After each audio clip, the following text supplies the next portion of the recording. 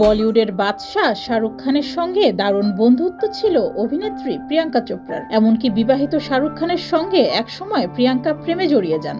এরপর সাবেক এই বিশ্বসুন্দরীকে বলিউডে কোণঠাসা করে ফেলা হয়। এরপর বলিউড ছেড়ে হলিউডে পাড়ি জমান এই অভিনেত্রী। তবে জীবনের চড়াই উতরাইয়ের সময় একবারও শাহরুখ খানের মুখ দেখেননি প্রিয়াঙ্কা।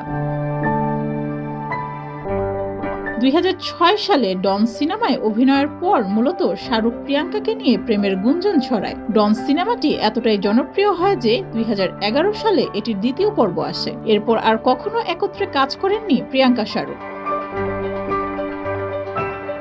প্রিয়াঙ্কার সঙ্গে প্রেমের পর ডন থেকে নিজেকে সরিয়ে নেন শাহরুখ। তবে ডন 3-তে একটি বিশেষ চরিত্রে দেখা যাবে প্রিয়াঙ্কা চোপড়া ও শাহরুখ খানকে। তা যদি সত্যি হয় তবে 15 বছর পর একসঙ্গে দেখা যাবে আবার শাহরুখ প্রিয়াঙ্কাকে। তবে দুইজনের মুখোমুখি কোনো দৃশ্য থাকবে কিনা তা জানা যায়নি।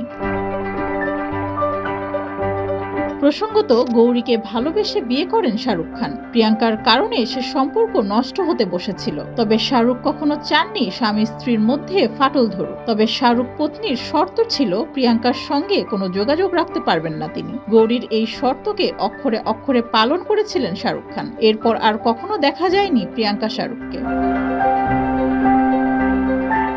ডেস্ক রিপোর্ট, যুগের চিন্তা। एक चैलेंज देना